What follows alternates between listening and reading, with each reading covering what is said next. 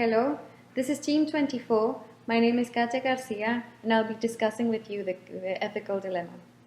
So the question that is posed is, what are the ethical, legal, and economics implications of such location bidding wars? Who pays for such giveaways? Are local citizens allowed to vote on offers made by their cities, counties, or states? And should there be limits on these incentives? Okay, so as a team, we have agreed that there are lots of advantages to these bids that governments make for companies to come and develop some fabric or headquarters in a region that they're offering. And so basically the idea behind these investments is so that the company can help the region be developed economically. So when they come and build their factory, it's going to develop jobs for the citizens of that area, and therefore there will be more investment, and it's going to make the economy grow, and it's going to allow for lots of opportunities for these citizens. And so basically the idea behind it is very good, but when the company fails and the investment is lost, and it's all taxpayers' money, and there are lots of complications and disadvantages as a result. So basically, in the case, the company United built a fabric in Indianapolis, and it was offered an incentive of $320 million by the state. And in the end, it had to leave because it went bankrupt and lots of jobs were lost, and also the land couldn't be rented anymore by the landlords because of the development they made. So after analyzing this situation, our team agrees that the consequences are very, very bad when something goes wrong with the company.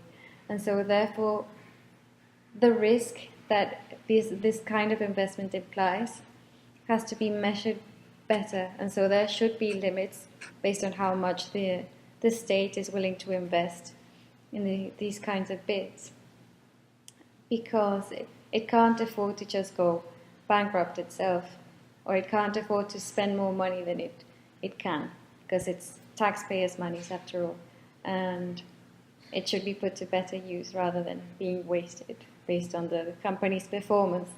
So therefore there should be limits according to us, and also it would be a very good idea for the citizens to take part in a vote based on these opportunities, because we don't think that it is allowed in a lot of places that people vote for these kinds of investments to be made by the state, but they should know and help see whether the majority of the population agrees on making this sort of investment, because it is their money after all.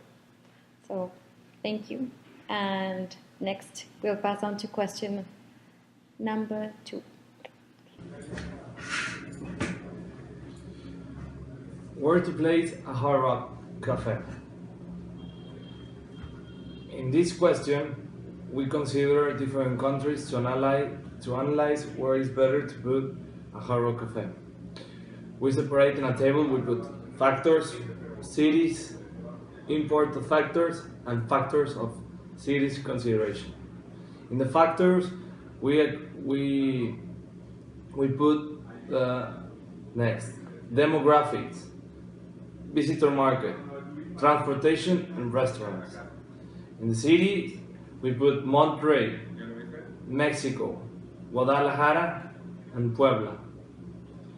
In this, we separate in each one, we classify the import factors by saying which better, and the factor of city consideration.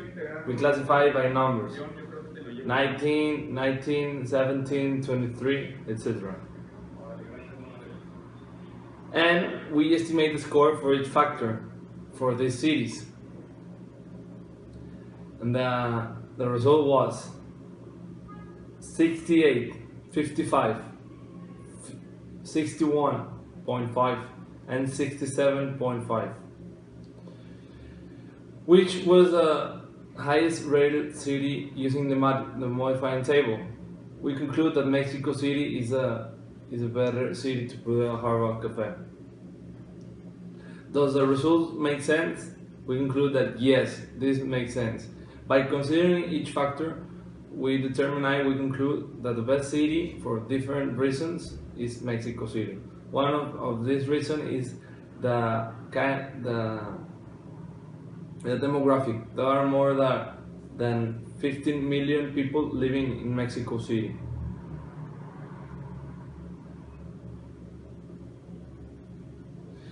What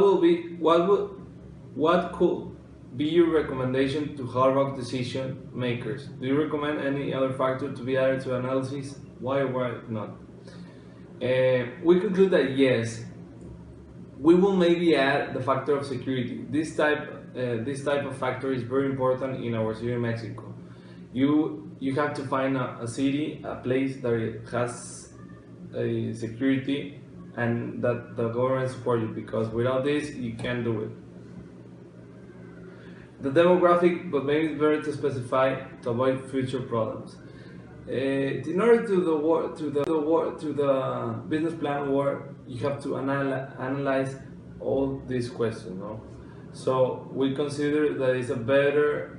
We consider there is a good chance to put a Hard Rock Cafe in the city of Mexico City, because there are many people of different cultures, and Hard Rock Cafe is an international firm. The last question. How could you define the location of suppliers for this new Hard Rock? Do you think suppliers could be an important factor to allocate Hard Rock Cafe in Mexico? Why or why not? We conclude that yes. We think that maybe it's the top 5 important, because without the suppliers you can open your restaurant. You can find different suppliers, but the firm will penalize the manager or the people who is in charge.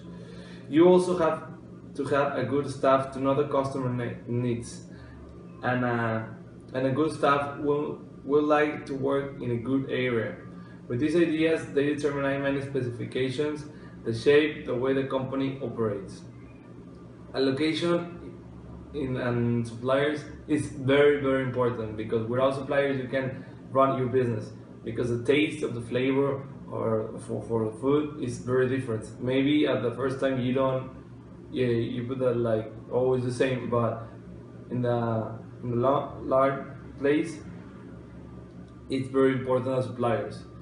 You have to follow the lines, you have to follow the rules that the other restaurants have, and make more similarity of the other. That's why Hard Rock Cafe has been an excellent firm and has been along a lot of years. Thank you.